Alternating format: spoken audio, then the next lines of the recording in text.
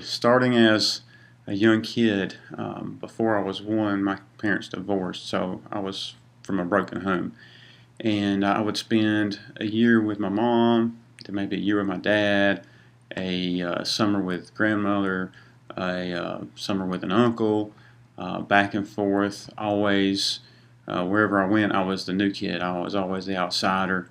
And consequently, getting into high school, you do whatever you think you have to fit in instead of just relaxing and being yourself. You want to do whatever it takes to fit in. In the backstory, though, is when I was spend summers with my grandmother. She was a strong Christian lady, went to church all the time, read the scriptures all the time. It seemed like she always told me that she would read a scripture 3 times a day, and she would get something different out of it every time. So consequently, I always trusted that God was there, that He was real. I always trusted that Christ was His Son, and I always trusted that His Word was perfect because God's perfect, and I never questioned that. But I never accepted Christ as my Savior either. And in high school, trying to fit in, played sports some, hung out with whoever would hang out with me, in turn start doing whatever they thought was cool. Drugs, alcohol, you pretty much name it. And unfortunately got off on the wrong path with that. Made some really bad choices, dropped out of high school, got into trouble with the law, spent some time in jail. And in jail, when I got out, which didn't spend a lot of time there, but got out from a small sentence, and no one was there to pick me up. Ended up walking and catching rides to make it back to where I lived. And that was really a low point where I just decided to stop, reset, got back down to, I was in North Carolina then, got back down to South Carolina, spent some time with my mom, and then, thank God, met my lovely wife now. And after some time, we started a life together, and God blessed us with 2 children. And when they were young, I was working at a car dealership, and this car dealership did a sales meeting every Monday morning. And after that meeting, they would do a devotional led by Kerry Hedgepath. But he was basically a missionary that the owner supported, and did a lot of missionary work in Romania. And then every Monday morning, they would do this devotional. And I decided at first to stay at the devotional just because it was an extra 30 minutes to eat the breakfast they offered, and not go to work right away. And so it was really just selfish reasons to start with. That dealership, after you've been there 30 days, they would give you a Bible. And they asked if I wanted one. I said, "Oh, sure, I can put that on my desk. It'll look nice. It'll help me get more sales." All selfish reasons. And then I started noticing there was a man there. I'll leave his name out because it's not far away. He may find out one day. But anyway, he never struggled. He always lifted people up. He never heard him say a derogatory word in any shape toward anyone. He didn't seem to really go after sales, but he always led in sales. And he actually would get off early every day to go study and go to seminary classes, and help his wife, who was a stay-at-home mom with quite a few kids, and did some side work. And he just never seemed to struggle, but God His hand was on him. He blessed him. And that man went to the devotionals as well, but I just knew something was different about him. Well, one day we had a devotional. It was actually the Monday before Easter Sunday that year. It was 2002. And at the devotional, Carrie said, that all you guys, when you go to church this coming Sunday, you'll hear a message about the risen Lord, and that's great, and that's what a lot of churches do, so we're going to do something a little different. We're going to look at Christ before the cross. We're going to look at Him in Gethsemane. And so we read the passage, and he started dissecting the passage, and he got to where Christ was in such agony that he sweated blood, that his blood came through his pores, and he asked us all kind of a question, why would Christ be in such agony? Is it because he's going to die? Well, no, he already knows he's going to rise. Is it because of the painful death? No, again, because even mere mortal men have died worse deaths. Though the scriptures do record he was past the point of recognition.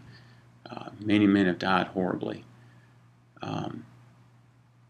It was because he had always been with the Father, and he knew he was going to be separated from the Father. And that agony of that separation, the knowledge that the sin of all time would be poured out upon him, and he would have that sin, that condemnation, without the Father. And at that time, we were taking our children and dropping them off at a part-time school, a part-day school. And when you drop your child off for the first few times and they scream and they want you and they reach out for you and they have that separation anxiety, that agony there. And I just pictured that in my head with my child, and I realized how great God loved me, that while he can't look on our sin, and yet he turned and gave his own son and suffered that agony himself. We always think about Christ and his agony, but we must know as fathers, as mothers, as even teenagers, young adults, all of us must realize when we suffer that agony to be separated from someone we love, well, it wasn't just Christ. God himself suffered that agony for us. And so it just hit me all at once. Oh my, what did God do for me? And so I wanted to cry right then. I held it in. They ended the devotional. Don't even know what else was said there. I left, got in my car. I had to go across the street to where our sales office was. Went in the sales office, closed my door, and broke down and just wept for I don't know how long. And then finally, after I started gathering myself back together, I opened the scriptures and I found Romans 5, and I wrote the first 8 verses down on my desktop there on a piece of paper and taped them down, and just,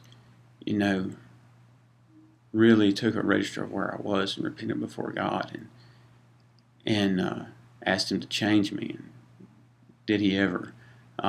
Just a few days after that, I had smoked for 10 plus years, and tried quitting, didn't smoke around the kids, didn't smoke in the house. But every time I'd quit, I just, it's like Mark Twain said, quitting smoking is the easiest thing in the world. I've done it 1,000 times. And so I would joke about that and try to quit, and just, I wanted to but never could. And I finally, second or third day after I was saved, I just said, God, I know you don't want me to do this, and I don't want to do this, but I don't have the strength. And if you want me to stop, just stop me. And so that was 9 or 10 o'clock in the morning. And later that day, maybe 3 o'clock or so, I was like, I've got to have a cigarette, and I go outside and I go to light the cigarette, and just the drag of trying to light the cigarette up made my stomach come into knots and curl up, and I just wanted to throw up right there, and I could not physically smoke. And I just threw them away right then and there, and never touched them again. And every time I was around it, it would make me sick. Even to this day, it still makes me nauseous to be around cigarette smoke, although it's not as bad.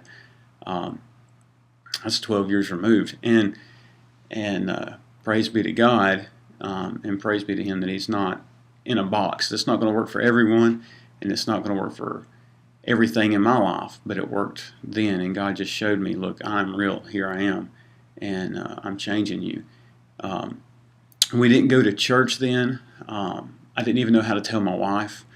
And then about a couple weeks later, maybe a week later, we were trying to find a school for the kids to go into. We didn't want to put Caitlin back in the school she was in.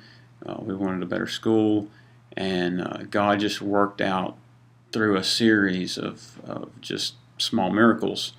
In less than a week's time, we got Caitlin into a very popular private school that usually has a waiting list. That there was one spot left, and my wife Jody met another lady, just kind of a happenstance, which there are none, at McDonald's. The kids playing. I was talking to her about school. She said, "Oh, well, our kids go to this school. It's great." She's like, "Well, we were actually considering that school, but couldn't find the information on it." And so she gave her the information, called, one spot left. We went ahead and enrolled her without even knowing anything else. And then that weekend, me and Jody were talking, and it was, well, we don't know these people. We don't know who they are. So we decided to go to their church Sunday to see who they were, thinking the people in the school were the same as the people in the church. And we know now, that's not the case, but the people in the school were just as awesome as the people in the church and just as loving. And so we enrolled her there. We started going to church that Sunday there and never stopped.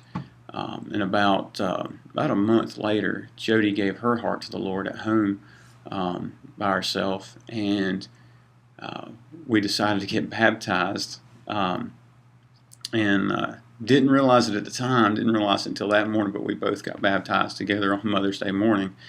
And we never looked back. God just continued to bless our lives. We had trials, but we had a rock to rest on in those trials. And we did go through a really serious trial where she had a cyst, not probably 2 months after we were both saved, and God just held our hand and took us through that and gave us a loving family around it, and has done that ever since. And our God is so amazing in how He provides for us in countless ways. So that's my story. Hope it wasn't too long. Have a blessed day.